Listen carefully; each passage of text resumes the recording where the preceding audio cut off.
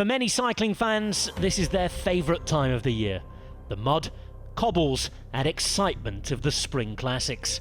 And this week we're very much in the thick of the action with 3 Belgian one-day races. The E3 Saxo Bank. It's a big battle, but it's Wout van Aert who wins it. Kent Wevelgem. But by the looks of it, it'll be Yves Lampaert who crosses the line first, taking the 85th edition.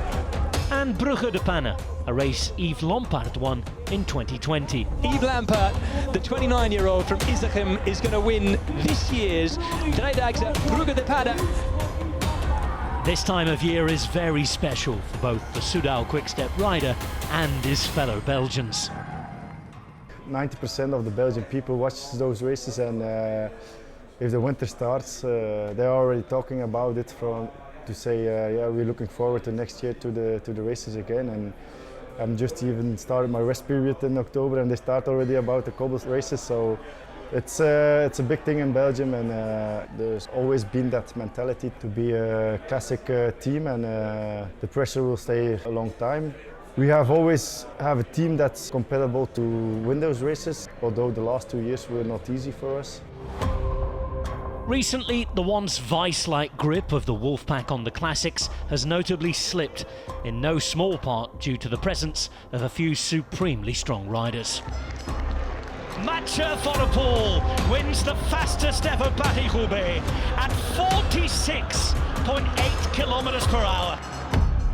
Engines like Van Aert and Van der Poel are incredibly strong in 6-7 hours races, and it's not easy to compete against them. Other teams invested also a lot in the spring classics. For sure, Alpecin and Jumbo invested a lot in their classic team. If a rider like Pogacar also starts in the cobblestone races, it for sure doesn't get easier. As you saw last year, how he won Tour of Flanders. So the level is increasing every year, and the knowledge about material in every team becomes bigger and bigger, and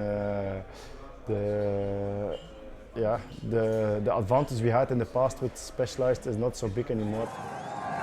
Against such fearsome opposition, how can Soudal Quick-Step successfully navigate a path to victory? I still need to think a bit how I can beat them this season, but maybe we have to change a bit tactics, and I think nowadays every team say that we have to anticipate to go a bit earlier than the big guns, but they also start to race at 100 kilometers to go, so.